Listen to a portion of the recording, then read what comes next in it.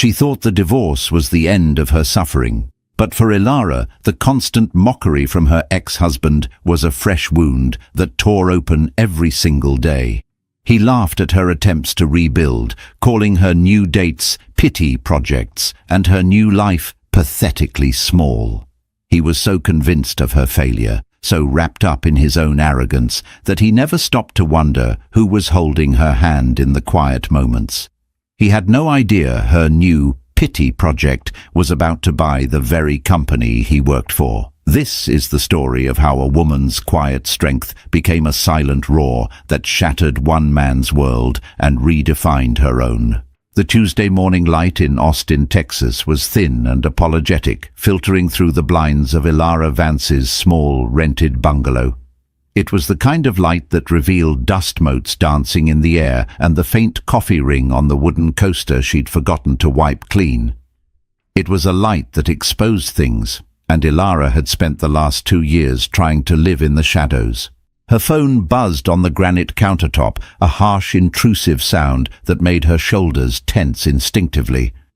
The name on the screen was a ghost from a life she no longer recognized as her own. Mark Jennings. She stared at it, her heart performing the familiar, frantic rhythm it reserved exclusively for him. A part of her, the part that still flinched at loud noises and sudden movements, wanted to hurl the phone against the wall. But there was the matter of the final joint tax return they were still wrangling over, a loose thread he kept pulling just to watch her unravel. With a sigh that felt like it carried the weight of their 10-year marriage, she answered. "Hello, Mark." Her voice was carefully neutral, a grey rock she'd spent months polishing. "Lara," he said, his voice oozing that practiced, condescending charm he used with clients and waitstaff. He never used her full name, Ilara. It was too elegant, too whole. He'd always preferred the shortened, more pliable Lara. "Just calling about the documents from Henderson. Did you get them?" "They came yesterday. I'll sign them and send them back by the end of the day," she said, already moving toward her small home office. "Get it done. Get off the phone." "Good, good. No point in dragging these things out." A pause. Ilara knew what was coming next.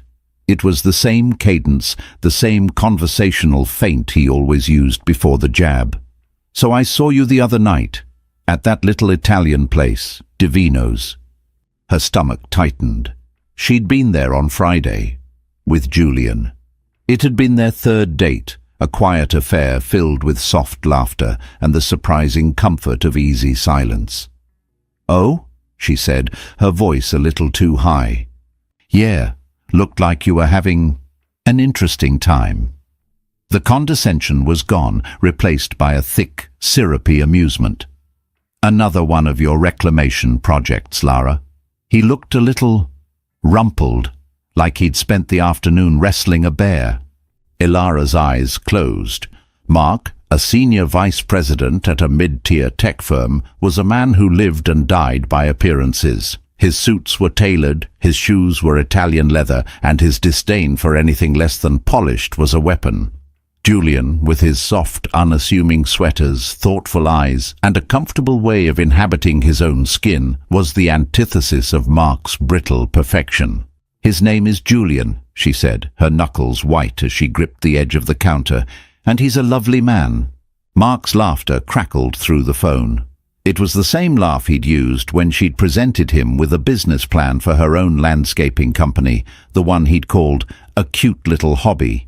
It was the same laugh he'd used when she'd cried after her father's funeral, telling her she was being overly dramatic. It was a sound designed to diminish, to shrink her world until it was just big enough for him to stand in the center. "A lovely man," he mimicked. "God, you're so predictable, always going for the wounded birds. What's his story? Fired from his soul-crushing middle management job? Living with his mom? Let me guess, he's an artist." The cruelty was so reflexive, so effortless, that it stole her breath. During their marriage, he had systematically dismantled her confidence, convincing her that her empathy was a weakness, a fatal flaw that made her a target for losers and mediocrities. He'd framed himself as her protector, the one who could see the world for what it was, while she was just a bleeding heart, destined to be taken advantage of. "I have to go, Mark. I have a meeting." A lie, but a necessary one. "Right, a meeting. With a client for your little flower pot business?" He sighed, a theatrical sound of paternal disappointment. "Look, Lara, I'm just saying, you deserve what you settle for, I guess. Just try not to bring him around the old neighborhood.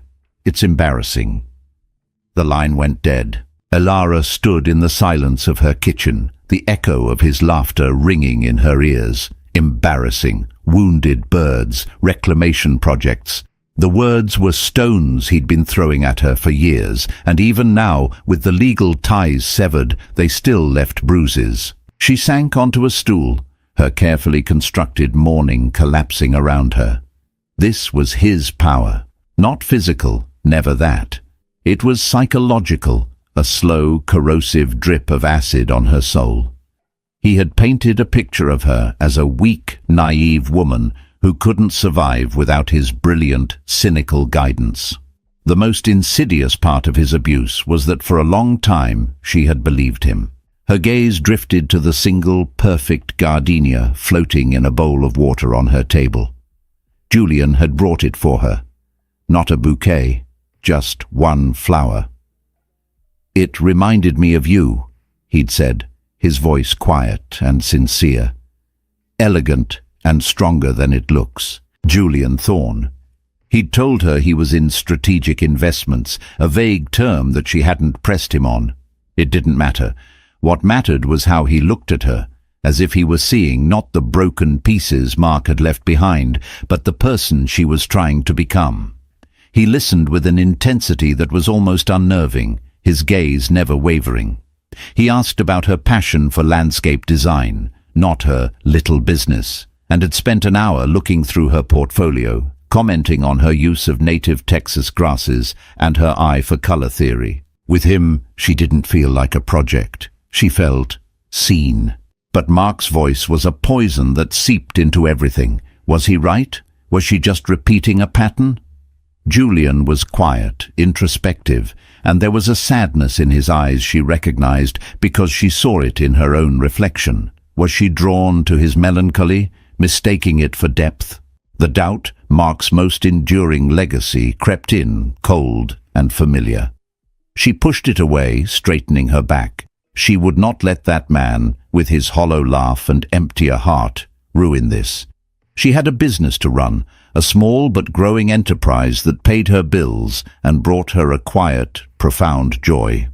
And she had a date with Julian on Thursday. They were going to a small gallery to see a photography exhibit. She walked to her desk, picked up a pen, and with a hand that was only shaking slightly, she signed the tax documents. She would put them in the mail, another thread to the past severed. She would focus on the feel of the soil under her fingernails, the satisfaction of a blueprint coming to life, and the possibility that Julian's kindness wasn't a prelude to a punchline, but simply kindness. But as she sealed the envelope, the echo of Mark's laughter remained, a ghost in the sunlit room, daring her to be happy. The art gallery was a cavernous space in a repurposed warehouse on the east side of town. The polished concrete floors reflected the stark, black and white photographs lining the white walls, portraits of weathered faces, sprawling, desolate landscapes, and intimate, unguarded moments. It was the kind of place Mark would have hated, deeming it pretentious and unprofitable. Lara loved it immediately. Julian stood beside her, his hands tucked into the pockets of his dark grey trousers. He hadn't said much since they'd arrived, but his presence was a warm, grounding force. He moved with a quiet deliberation, studying each photograph not with a critic's eye, but with a genuine, unhurried curiosity. "What do you think?" he finally asked, his voice low, as they stood before a portrait of an elderly woman whose face was a roadmap of wrinkles, her eyes holding a universe of stories. "I think," Lara began, searching for the right words, "that the photographer didn't just take her picture, he listened to her silence." Julian turned to her, a slow, appreciative smile spreading across his face. It was a smile that reached his eyes, chasing away some of the melancholy she'd seen there before. That's a beautiful way to put it. Listen to her silence. I like that. For the rest of the evening they talked, not just about the art, but about everything and nothing. He asked her about the first garden she ever designed, a small, chaotic patch of wildflowers for her grandmother. She asked him what he did to unwind, and he surprised her by saying he built intricate ship models, a hobby that required immense patience and a steady hand. He spoke of his work in strategic investments with a certain detachment, more interested in the complex problem-solving aspect than any financial outcome. He was an enigma, but a comfortable one. There was an ease between them that felt both brand new and deeply familiar. It was the ease of two people who understood what it was to feel out of place in a loud, aggressive world. With Mark, conversations had been a performance. She was the audience, and he was the star, regaling her with tales of his corporate triumphs, his clever put-downs of his rivals, and his grand pronouncements on politics and culture. Being with Julian was a dialogue, a gentle back and forth, a space where her thoughts were given weight and respect. Later, as he walked her to her car, the cool night air was a welcome relief from the stuffy gallery.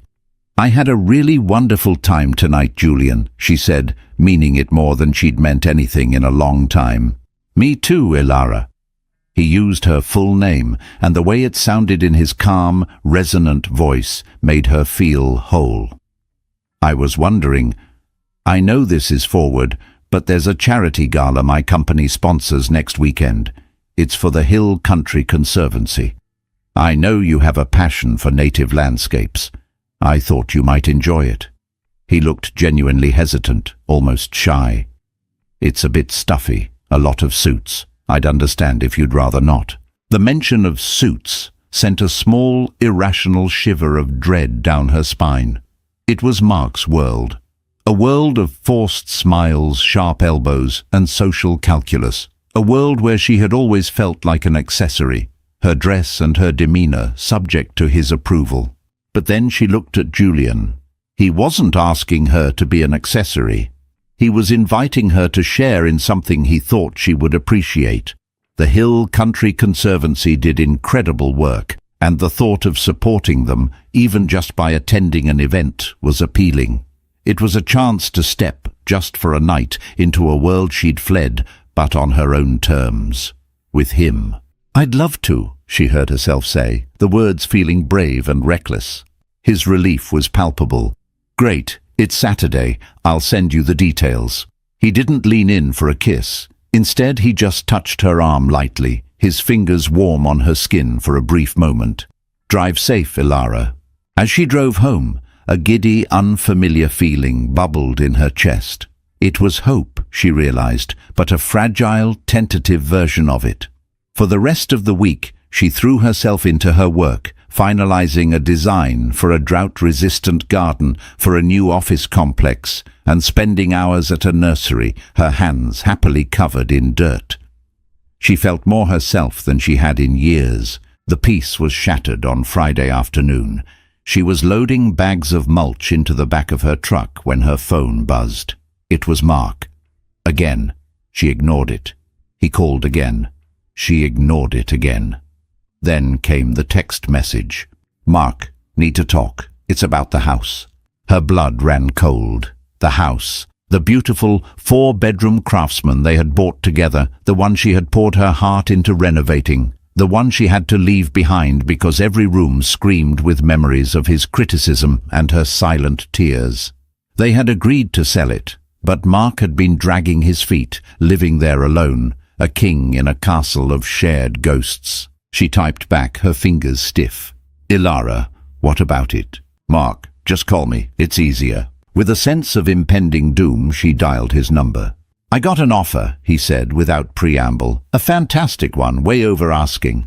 Ilara felt a rush of relief. This was it, the final financial tie, the last shared asset. "That's great, Mark. Send me the paperwork and I'll sign." "Not so fast," he said, and there it was. The familiar, predatory tone. There's a complication. The buyer wants a quick close, but they also want the garden redone. Apparently your little wildflower experiment isn't their cup of tea. They want something more formal, structured. The insult was so casual, so perfectly aimed. He knew how much that garden, a riot of black-eyed Susans, bluebonnets and purple coneflowers, meant to her. It had been her one act of defiance in a world of manicured lawns and rigid hedges he had insisted upon. "So the buyers can hire a landscaper," she said coolly. "Or," he said, letting the word hang in the air, "you could do it as a favor to ensure the sale goes through smoothly. It would save us both a lot of money and hassle. I told them my ex-wife was a landscaper and could probably whip it into shape in a weekend." The audacity of it was breathtaking. He wanted her to come back to that house, to the site of her deepest unhappiness, and tear up the one thing she had created for herself, to replace it with the very aesthetic she despised, all for his convenience. "No," she said, the word feeling powerful and liberating. "No?" He sounded genuinely shocked, as if the possibility had never occurred to him. "Lara, don't be difficult. This is a 7-figure deal. Don't let your little artistic pride get in the way of a massive payday for both of us." "My little artistic pride is not the issue, Mark. My answer is no. Hire someone else. Take it out of the proceeds. I don't care. But I am not setting foot on that property." He was silent for a long moment. When he spoke again, his voice was cold, stripped of all its fake charm. "You know, I was starting to think you were getting better, that you were finally moving on with your sad little life. But this is pathetic. You're still so weak you can't even face a garden. He must be a real piece of work, that new guy, if he's making you this fragile." "He has nothing to do with this," she snapped. "Oh, I bet he does. I bet he's one of those sensitive types who encourages you to honor your feelings. You're probably paying for his coffee. Jesus, Lara, when are you going to wake up and realize you need someone who can actually take care of you?" She hung up. Her whole body was trembling, a cocktail of fury and a deeper, more painful sorrow. He still saw her as his broken possession.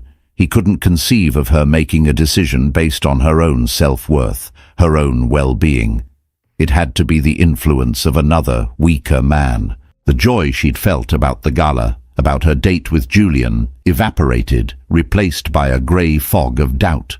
Maybe Mark was right. Maybe she was weak. The thought of going to a black tie event, of putting on a dress and making small talk, suddenly felt like an insurmountable challenge. She felt exposed, fragile, and deeply, profoundly tired. The whispers of a new beginning were being drowned out by the roar of the past. The dress was emerald green, the color of new leaves after a spring rain. It was a simple, elegant sheath of silk that clung in all the right places and made Ilara feel like a version of herself she hadn't met yet, but wanted to know better. She had bought it in a fit of defiance after the call with Mark, an act of rebellion against the grey fog he had tried to pull over her. Staring at her reflection, she saw not a fragile, broken woman, but someone poised. The doubt was still there, a low hum beneath the surface. But for the first time, another feeling was singing a higher, clearer note: determination. Julian arrived precisely at 7, looking so handsome in a classic black tuxedo that it momentarily took her breath away. He didn't just look like he belonged in it. He looked comfortable, at ease. He held a small box in his hands. "You look breathtaking, Ilara," he said, his eyes filled with a sincere admiration that felt like a balm on her bruised confidence. "You're not so bad yourself, Thorne," she replied, a playful smile touching her lips. I brought you something," he said, his shyness returning as he handed her the box. "It's probably silly, but when I saw it, I thought of you." Inside, nestled on a bed of black velvet, was a delicate silver necklace. The pendant was a tiny, intricately detailed gardenia, its petals perfectly rendered. It was a mirror of the single flower he had given her on their first date. It was the most thoughtful gift she had ever received. "Julian, it's beautiful," she whispered, her throat tight with emotion. "I don't know what to say." "You don't have to say anything," he smiled gently. "May I?" She turned, lifting her hair as he fastened the delicate chain around her neck. His fingers were warm and steady, and for a fleeting moment she leaned back slightly, absorbing the quiet strength that emanated from him. When she faced him again, the silver gardenia rested in the hollow of her throat, a cool, solid promise. The venue for the gala was the Arista, a sprawling modern hotel downtown with floor-to-ceiling windows that offered a glittering panorama of the Austin skyline. The ballroom was a sea of black ties and designer gowns, champagne flutes clinked, and the low roar of conversation filled the air. It was exactly the kind of scene that used to fill Ilara with a paralyzing anxiety. Tonight, however, was different. With Julian by her side, she felt insulated. He was a calm anchor in the swirling tide of people. He introduced her to a few colleagues, a warm older couple who worked for the Conservancy, and a young, energetic tech innovator. He introduced her simply as my friend Ilara Vance. But the way he said "my friend" was filled with a gentle possessiveness that made her feel cherished, not owned. He never left her side, keeping a light hand on the small of her back, guiding her through the crowd, and leaning in to whisper a funny observation or a piece of trivia about the architecture. He made her feel included, a partner in the evening rather than a silent spectator. About an hour in, while Julian was getting them fresh glasses of champagne, Ilara stood near one of the large windows, looking out at the city lights. "Well, well, well, look what the cat dragged in." The voice, thick with malice and surprise, cut through the noise of the party. Ilara froze, her entire body going rigid. She didn't have to turn around. She knew that voice better than her own. Mark. She composed herself, taking a slow, deliberate breath before turning to face him. He was standing there with a woman on his arm, a blonde with a dress that was a little too tight and a smile that didn't reach her eyes. Mark's own eyes, however, were wide with a kind of predatory glee. He was looking her up and down, his gaze lingering on the simple elegance of her dress, a flicker of something. Was it shock, confusion, in their depths? "Mark," she said, her voice a flat, cool stone. "What are you doing here?" "My company bought a table. Have to network. You know how it is." He gestured dismissively at the opulence around them. "I'm more surprised to see you here. This seems a little above your usual pay grade. Did your sad-eyed artist friend win the lottery?" The insult was so predictable, so quintessentially Mark, that it almost didn't land. Almost. "I'm here as a guest," she said simply, refusing to take the bait. "A guest?" He laughed, the ugly sound she hated so much. "Right. Who'd you manage to sucker into a ticket? Don't tell me it's the guy from the Italian place, the rumpled one. Is he here? I'd love to meet the man who encourages you to throw away perfectly good real estate deals."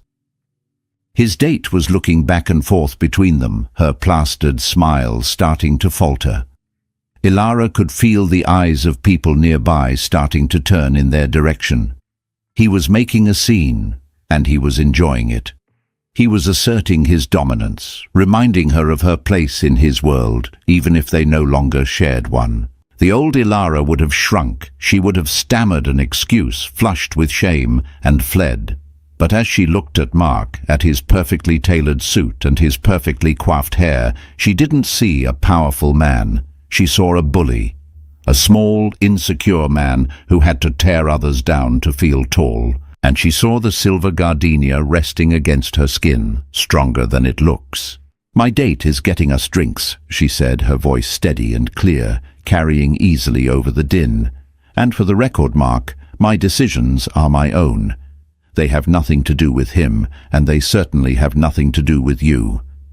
It was the first time she had ever spoken to him with such unequivocal finality. A crack appeared in his smug facade. His smile tightened at the corners. He wasn't used to this Ilara. This Ilara wasn't playing her part. Still so defensive, he scoffed, trying to regain control. "Some things never change." "You're right," she said, and she gave him a small, pitying smile. "Some things don't." Just then, Julian returned, 2 champagne flutes in his hands. He stopped short when he saw Mark, his calm demeanor instantly registering the tension in the air. He looked from Mark's sneering face to Ilara's composed one. "Everything okay here?" he asked, his eyes on Ilara, his voice a low thrum of concern. Mark's gaze slid over to Julian. He took in the well-cut tuxedo, the quiet confidence, the way he stood so naturally beside Ilara. Mark's eyes narrowed, performing a swift, brutal calculus of status and threat. This was not the rumpled, sad-eyed man he had imagined. This was something else, but he still couldn't place him. "Just catching up with my ex-wife," Mark said, turning his charm on Julian, extending a hand. "Mark Jennings, I don't think we've been introduced." Julian passed a flute to Ilara, his fingers brushing hers, before shaking Mark's hand. The handshake was brief, firm. Julian Thorne. The name meant nothing to Mark. It was just a name. He relaxed, his arrogance flooding back in. He'd sized Julian up and found him wanting. Just another handsome face in a rented tux, trying to punch above his weight. "Julian Thorne," Mark repeated, a smirk playing on his lips. He turned his attention back to Ilara, his voice dripping with mock sincerity. "Well, Lara, you certainly clean up nice, and so does your friend. You two have fun tonight. Don't spend all your money in one place." With a final dismissive wink, he steered his date away, melting back into the crowd. The confrontation left Ilara trembling, but not with fear. It was adrenaline.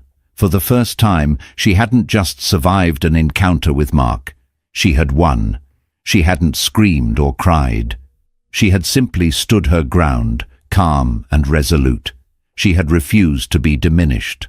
"Are you all right?" Julian asked, his voice pulling her back from the brink. She looked at him, at the genuine worry in his eyes, and a wave of gratitude washed over her. "I'm fine," she said, and was surprised to find that it was the truth. Better than fine, actually. He didn't press her for details. He simply nodded, his presence a silent statement of support. "Good," he said, "because I was about to ask you to dance." As he led her to the dance floor, she felt the last of the tension drain away. The ghost of Mark's laughter was still there, but it was fainter now, a distant echo in a room filled with music, and the steady, reassuring beat of a new and better heart. The crack in Mark's facade was nothing compared to the one that had just opened up in the walls she'd built around herself. Through it, light was pouring in. The rest of the evening passed in a haze of quiet joy for Ilara. She danced with Julian, she listened to the speeches about land conservation with genuine interest, and she even found herself engaging in easy conversation with the people at their table. She felt present, whole, and blissfully free from the shadow of her ex-husband. Mark, for his part, kept his distance. Ilara caught his eye once or twice from across the ballroom. He was watching her, his expression a mixture of confusion and irritation, like a scientist observing an experiment that had gone inexplicably wrong. He couldn't understand why his barbs hadn't worked, why she wasn't cowering in a corner.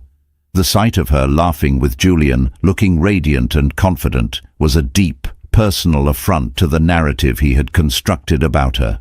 The keynote speaker of the evening was a man named Robert Sterling, the chairman of the board for the Hill Country Conservancy and, as the program noted, the recently retired CEO of Sterling Financial Group. He was a distinguished, silver-haired man with a powerful voice and an easy charisma. As he concluded his speech, he raised his glass. "And finally," he boomed, "I want to extend a personal thank you to the man whose vision and incredible generosity made tonight possible. His company has been our title sponsor for 5 years running, and his personal commitment to preserving the beauty of Texas is truly unmatched. Ladies and gentlemen, please join me in a round of applause for the CEO of Thorne Industries, my friend, Mr. Julian Thorne." A spotlight swiveled from the stage and landed directly on their table. Ilara's mind went blank. The entire ballroom erupted in applause, and every head turned towards them, towards Julian. He gave her a small, almost apologetic smile, squeezed her hand under the table, and then rose to his feet. He gave a gracious nod to the room and a warm smile to Robert Sterling, the picture of understated power and humility. Ilara just sat there, frozen, the champagne flute halfway to her lips. Thorn Industries. The name was vaguely familiar, a corporate giant she'd probably seen on the side of a downtown skyscraper or read about in the business section of the paper. A company that dealt in global logistics, technology, and strategic acquisitions. A multi-billion-dollar empire. Julian Thorn. The quiet, introspective man who built model ships and listened to the silence in photographs. The man who wore soft sweaters and brought her single gardenias. That Julian Thorn was the Julian Thorn. A dizzying, vertiginous wave of shock washed over her. It wasn't about the money, not really. It was about the sheer scale of the reality she had just stumbled into. She had been so focused on her own small world, on her own internal battles, that she had never even thought to Google his name. He had told her he was in strategic investments, and in his world, that was the simple, unadorned truth. The CEO of Thorn Industries was, indeed, in strategic investments. As Julian sat back down, the applause fading, he turned to her, his expression searching and a little anxious. "I should have told you," he said, his voice low, meant only for her. "I didn't want it to be a thing between us." "A thing?" she whispered, her voice barely audible. "The money, the title, it complicates things. It changes how people see me. I just wanted to be Julian, with you." His sincerity was so plain, so vulnerable, that it cut through her shock. He hadn't been hiding his identity to deceive her. He had been protecting the fragile, authentic connection they were building. He had given her the gift of seeing him without the blinding glare of his wealth, and she suddenly understood how precious that was. And then her gaze was involuntarily drawn across the room. Mark was standing stock still near the bar, his drink forgotten in his hand. His face, usually a mask of smug control, was completely slack with disbelief. His jaw was literally hanging open. His eyes were wide, fixed on Julian, then darting to Ilara, then back to Julian. The confident posture, the arrogant tilt of his head, it had all collapsed. He looked like a man who had just seen the laws of physics bend. He was frantically connecting the dots. The easy way Julian wore his tuxedo. The deference people showed him. The way Robert Sterling, a titan of industry himself, had called him a friend. Thorn Industries. The name was now exploding in Mark's mind like a supernova. He worked in the tech sector. Of course he knew Thorn Industries. They were a predator, a behemoth that swallowed smaller companies like his for breakfast. The mockery, the condescension, the casual cruelty he had directed at Ilara and her rumpled date now looked not just foolish, but cosmically, suicidally stupid. He had mocked a man who could buy and sell him 1,000 times over before he'd even finished his morning coffee. The blood drained from Mark's face, replaced by a mottled, sickly pallor. He looked small, insignificant. All the borrowed power he derived from his title, his suit, his sense of superiority, had been incinerated in an instant by the spotlight that had landed on Julian Thorn. He saw Ilara looking at him, and for a split second their eyes met across the crowded room. In his, she saw not anger, but raw, naked panic. The bully, confronted with a power he couldn't possibly comprehend, had been revealed for what he was, a terrified child. He turned abruptly and practically fled the ballroom, his blonde companion trailing behind him in confused silence. The unveiling was complete. But it wasn't Julian's identity that had truly been revealed. It was Mark's. Ilara turned back to Julian, the noise of the room fading into a distant hum. The shock was receding, replaced by a strange, breathtaking clarity. This wasn't a fairy tale. This wasn't about a poor girl being rescued by a rich prince. This was about a woman who had been learning to stand on her own 2 feet and had discovered, quite by accident, that the kind man holding her hand happened to own the ground beneath them. "Thank you," she said to Julian, her voice regaining its strength. He looked confused. "For what? For not telling you I was ridiculously wealthy?" She laughed, a real, genuine laugh that came from deep in her belly. "No, thank you for wanting to just be Julian." His shoulders relaxed, the anxiety melting from his eyes. He smiled, that slow, wonderful smile that made her feel like the only person in the world. He picked up her hand from the table and laced his fingers through hers, his thumb gently stroking her knuckles. "I'm always going to be just Julian," he said softly, "for you." And in that moment, Ilara knew that the power imbalance Mark had so carefully cultivated for a decade had not just been leveled, it had been annihilated.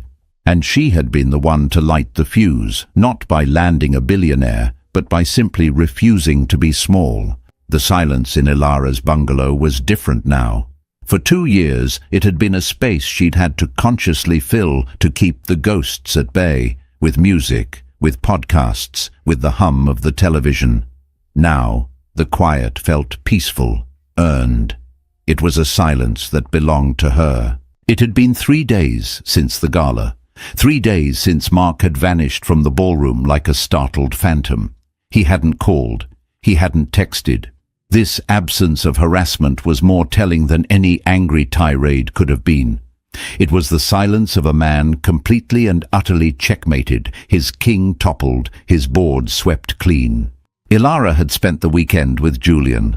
Not at a fancy restaurant or a high society event, but in her own backyard, their hands in the dirt as he helped her build a new raised bed for a vegetable garden. He'd shown up in old jeans and a faded University of Texas t-shirt, looking nothing like a CEO and everything like the kind, grounded man she was falling for. They'd talked about the revelation at the gala. She'd explained her history with Mark, not in excruciating detail, but enough for him to understand the landscape of her past, the constant erosion of her self-worth, the psychological warfare. He listened, as he always did, with quiet, unwavering attention. He didn't offer solutions or platitudes. He didn't say, "I'll take care of him." He just listened, and when she was done, he'd taken her soil-streaked hand in his and said, "His opinion of you is a reflection of him, not you. I hope you know that." And she did. Now she finally truly did. On Wednesday morning, as Ilara was sketching a new planting design, her phone rang. It was an unknown number. She hesitated, then answered. "Lara?" The voice was unrecognizable at first. It was thin, reedy, stripped of its usual bravado. It was Mark. "Hello, Mark," she said, her own voice calm, betraying none of the surprise she felt. "Hi, I know I haven't called." He sounded like a teenager asking for his allowance. The power, the swagger, the corrosive charm, it was all gone. "Is there something you need?" she asked, keeping her tone professional, distant. I wanted to apologize," he stammered. "For the other night, at the gala. I was a complete ass, out of line, totally." Ilara leaned back in her chair, stunned. In 10 years of marriage and 2 years of divorce, she had never once heard him apologize for anything. He was physically incapable of admitting fault. His ego was a fortress with no doors. "Okay," she said slowly, waiting for the other shoe to drop. "And for other stuff too," he continued, gaining a bit of pathetic momentum. "I was under a lot of stress with the divorce. And work. I said things I didn't mean." A bitter laugh escaped her before she could stop it. "You meant every word, Mark." He fell silent. He had no defense against the simple truth. This wasn't a conversation between equals anymore. The power had shifted so completely, so seismically, that he was left scrabbling for purchase on a sheer cliff face. "Listen," he said, his voice dropping to a conspiratorial whisper. "This guy you're seeing, Julian Thorne, he's a serious guy, a major player. Does he know about us? About our history?" And there it was, the real reason for his call. Fear. Raw, professional, existential fear. His small tech firm, Innovex Solutions, was exactly the kind of company Thorne Industries acquired and gutted for its intellectual property. Mark Jennings, a senior VP, would be nothing more than a line item on a spreadsheet, easily deleted. He was terrified that Elara would whisper a word in Julian's ear, recounting a decade of emotional abuse, and that Julian, in an act of chivalry, would crush his career like a gnat. "What Julian does or doesn't know is none of your concern," Elara said coldly. No, please, Lara, you have to understand," he pleaded, the desperation raw and undisguised. "My whole career is on the line here. My company does business in the same circles. A word from a guy like him could blackball me forever, everything I've worked for." "Everything you've worked for," she thought.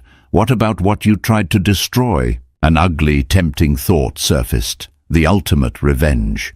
She could, with a single conversation, bring his world crashing down around him.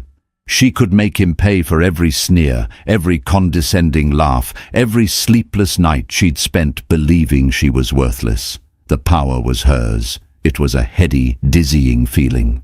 But as she looked around her quiet, sunlit office, at the beautiful designs she had created, at the life she had built for herself out of the rubble of their marriage, she realized something profound. She didn't want it.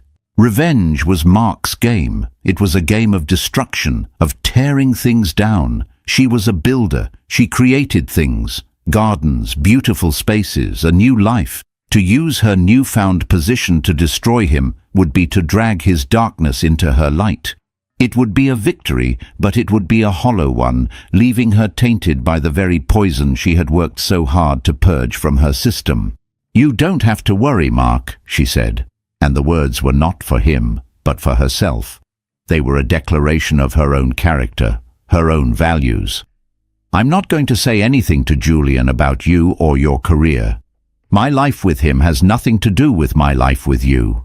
The relief in his exhale was a pathetic, gusting sound. "Oh God, Lara, thank you. I owe you, I really do. Anything you need, the house, the sale, it's all yours, whatever you want." The groveling was nauseating. He was trying to buy her silence, to turn her act of grace into a transaction, because that was the only language he understood. "I don't want anything from you, Mark," she said, her voice filled with a weariness that went bone deep.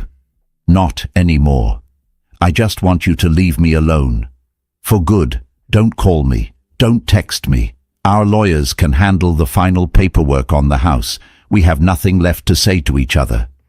This was her desperate gambit, not to ruin him, but to finally, completely erase him from her life.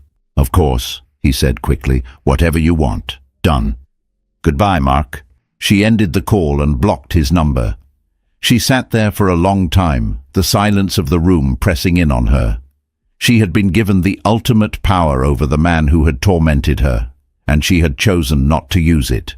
She had chosen peace over war, grace over vengeance. It didn't feel like a victory. It didn't feel like a defeat. It felt like freedom.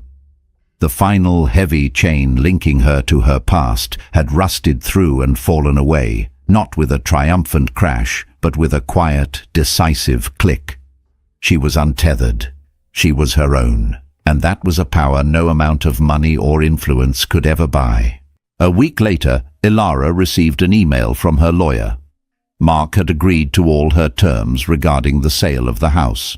He had accepted the offer, hired a premium landscaping firm at his own expense to handle the garden redesign, and had instructed his attorney that all future communication was to go through official channels only. It was over. The efficiency and finality of it were staggering.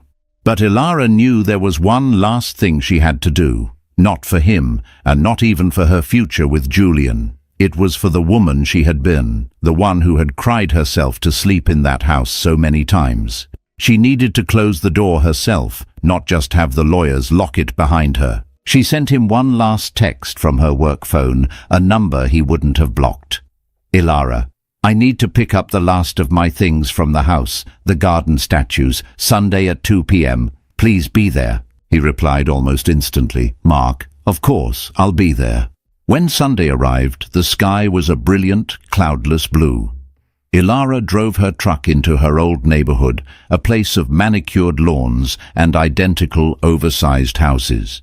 It felt like a foreign country.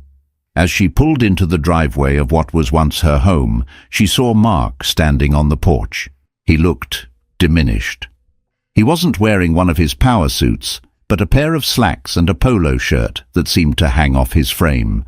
He had lost weight, and there were dark circles under his eyes. The confident, arrogant swagger was gone, replaced by a nervous energy, a fidgety uncertainty. "Hi," he said as she got out of the truck. "Mark," she nodded, walking past him toward the backyard gate. "This won't take long." The backyard was already in chaos. The landscaping firm he'd hired had begun their work. Her beautiful wild garden was gone. The coneflowers and black-eyed Susans had been torn out, leaving behind raw, upturned soil. In their place were stark geometric lines drawn with chalk, marking out where rigid boxwood hedges would soon be planted. It was a sterile, soulless design, and it was a perfect metaphor for him. Her statues, a collection of whimsical, moss-covered gargoyles and sprites she'd collected over the years, were huddled together on the patio, looking like displaced refugees. "I can help you load them," he offered, his voice hesitant. "I can manage," she said, easily lifting the first, a heavy stone dragon, and carrying it toward her truck. She worked in silence, moving back and forth, her body strong and capable from her own physical labor. Mark just stood there, watching her, a helpless, awkward spectator in the dismantling of their shared past. When the last statue was loaded, she closed the tailgate with a satisfying thud and turned to face him. "All right, I'm done," she said. "Lara, wait," he said, taking a step toward her. "Can we just talk for a minute?" She leaned against the side of her truck, crossing her arms. She wasn't afraid of him anymore. She felt nothing but a profound, weary pity. "What is there to talk about, Mark?" "I get it now," he said, his eyes pleading. "Okay, I get it. I screwed up, big time. I see you with him, and you look happy. You do, and he's everything. Rich, powerful. I get why you'd choose that." Ilara stared at him, a slow, cold anger building in her chest. Even now, even after everything, he still thought this was about the money. He still thought her happiness was something that had been bestowed upon her by a powerful man. He was utterly, pathologically incapable of seeing her worth as separate from a man's validation. "You really don't get it at all, do you?" she said, her voice quiet, but sharper than a shard of glass. "You think this is about Julian's money? You think I'm happy because my boyfriend is a billionaire?" "Well, yeah," he stammered. "I mean, it doesn't hurt." She shook her head, a sad, final smile touching her lips. "This happiness, Mark, this peace. I built this. I started building it the day I left you, with nothing but a broken heart and a business plan you laughed at.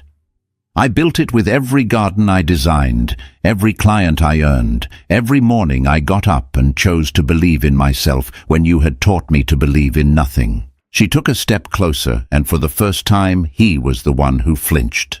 "Julian didn't rescue me. He didn't come into my life and wave a magic wand. He came into my life and saw the woman I was already becoming. He doesn't love me because he has to fix me. He loves me because I'm not broken." She let the words sink in, watching the confusion and dawning horror on his face as he began, perhaps for the first time in his life, to understand the true magnitude of what he had lost. It wasn't a meek, dependent woman who had lucked into a fortune. It was a strong, resilient and capable person who he had systematically tried and failed to destroy.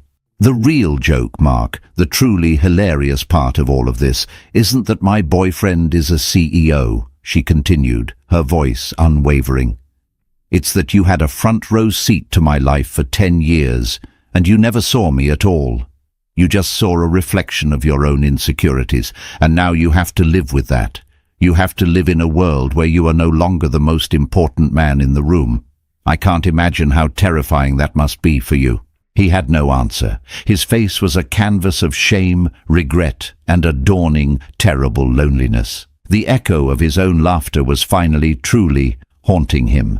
He was the wounded bird. He was the reclamation project. And he was utterly, hopelessly alone. "Goodbye, Mark," Ilara said again, the words holding their final definitive weight. She got into her truck, started the engine, and didn't look back. As she drove away from the house for the last time, she felt no anger, no sadness, no lingering sense of loss.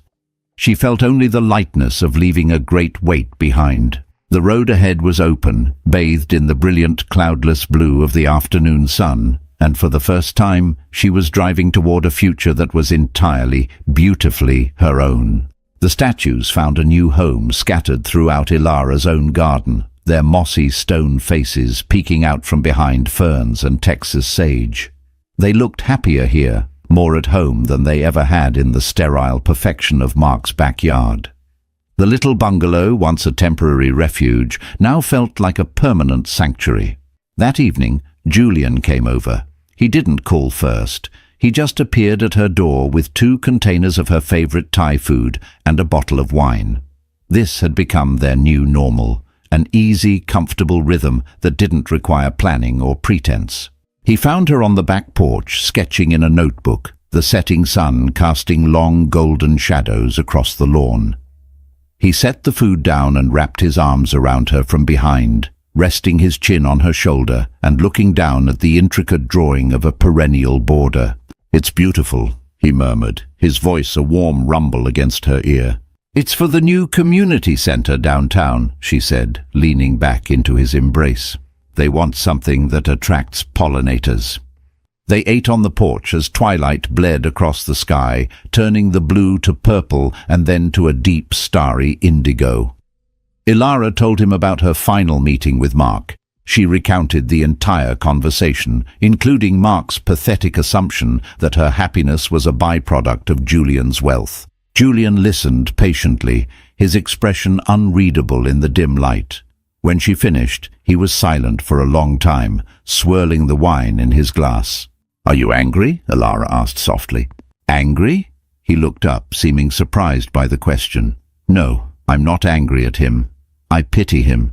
To live in a world so transactional, so utterly devoid of genuine connection. It must be a prison." He reached across the small table and took her hand. "What I am is in awe of you." "Of me? Why?" "Because you had all the power, Ilara," he said, his voice thick with sincerity. "You could have destroyed that man. With what he did to you, no one would have blamed you. You could have asked me to make one phone call and his professional life would have been over. But you didn't. You chose grace. You took the high road when he had spent a decade forcing you into the gutter. That takes a kind of strength that I don't think I would have." Tears welled in Ilara's eyes, blurring the fairy lights she had strung along the porch railing. It was one thing to feel that strength inside herself. It was another to have the person she loved most in the world recognize it and name it. "I did it for me," she whispered, "not for him. I had to prove to myself that I was better than him, that his cruelty hadn't become my own." "I know," he said, his thumb stroking the back of her hand, "and that's why I love you." The words hung in the warm night air, simple, profound, and utterly true. She had been waiting her whole life to hear them said with such quiet, uncomplicated certainty. "I love you too, Julian," she replied, and the words felt like coming home.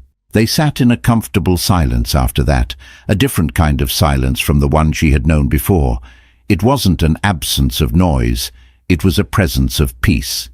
It was the silence of 2 people who didn't need words to understand each other. It was the silence of a shared future, stretching out before them, full of possibility. Later, as they were washing the dishes together in her small kitchen, Julian paused, a thoughtful expression on his face. "There's something I've been meaning to ask you," he said. "Anything?" "Thorn Industries has a philanthropic wing," he began. "The Thorn Foundation. We fund a lot of environmental and community greening projects, urban farms, park revitalizations, public gardens." He turned to face her, drying his hands on a dish towel. "The foundation is looking for a new creative director. someone with a vision, with a real passion for how green spaces can transform communities.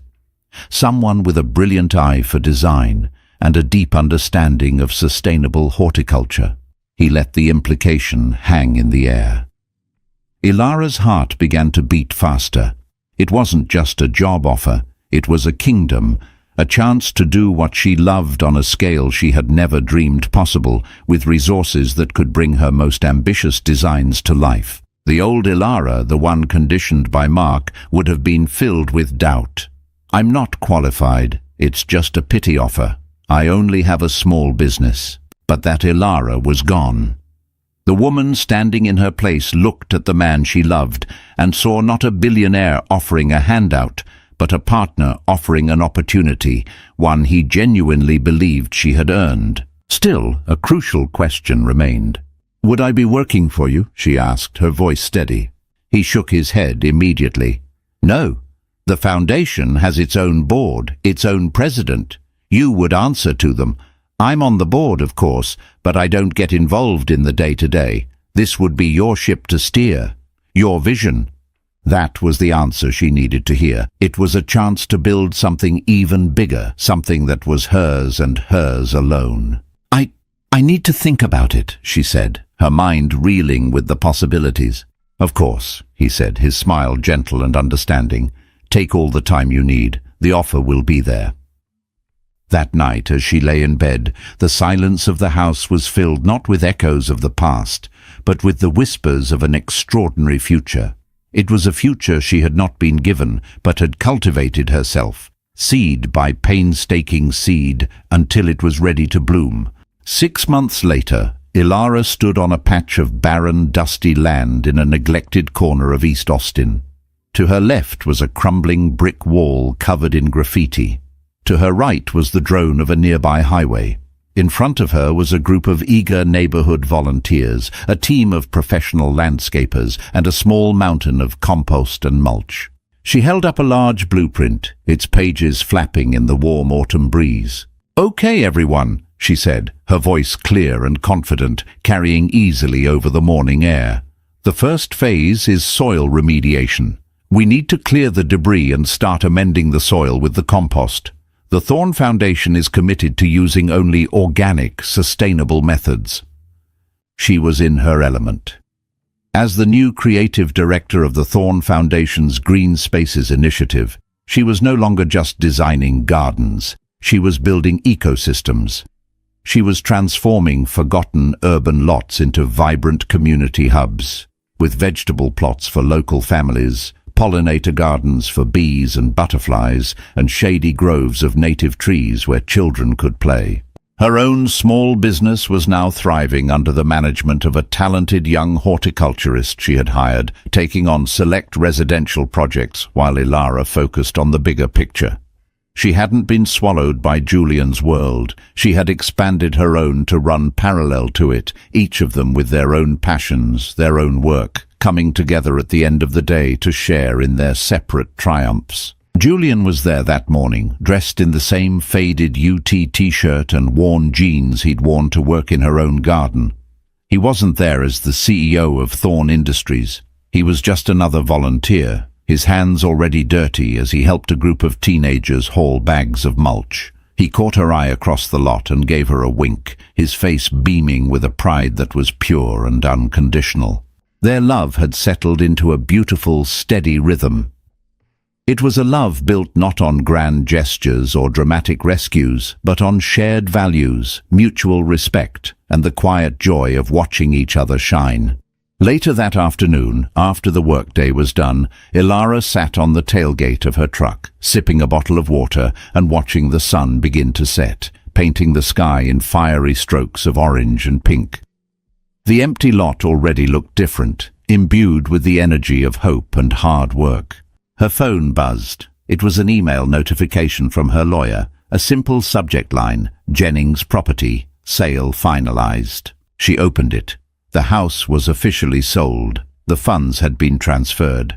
The last tie was, in the most literal sense, severed.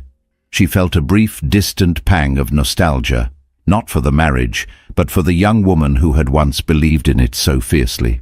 She sent a silent wish for her peace, wherever she was now, and then archived the email without a second thought. She had heard through the grapevine that Mark had been moved to a different department at his company after a corporate restructuring. It was a lateral move, a demotion in all but name, pushing him out of the spotlight and into a quiet, irrelevant corner of the org chart. He was no longer a player. He was just a man in a suit, haunted by the ghost of a woman he never knew and a power he could never have. Ilara felt no satisfaction at the news, only a detached sense of an ending. His story was over. Hers was just beginning. Julian came and sat beside her, his arm draping comfortably around her shoulders. He smelled of sweat and soil and sunshine. "Good day," he said, his voice content. "The best," she agreed, leaning her head against his shoulder. They sat in silence, watching the sun dip below the horizon. It was a different kind of silence now, one that held no echoes of the past, no ghosts of laughter meant to harm. It was a silence filled with the promise of 1,000 more sunrises, just like this one, each one a chance to build, to grow, to love. It was the sound of her own life finally, beautifully, in full bloom. Ilara's journey wasn't about revenge. It was about reclaiming her own voice and realizing that her worth was never up for his debate. Her victory wasn't in who she was dating, but in who she had become all on her own. If her story of quiet resilience and unexpected triumph resonated with you, let me know in the comments. What do you think was the most powerful moment in her transformation? Your engagement helps these stories reach more people who might need to hear them.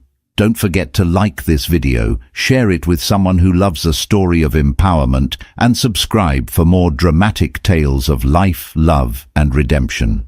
Click that notification bell so you never miss a chapter of our next story. Thank you for watching.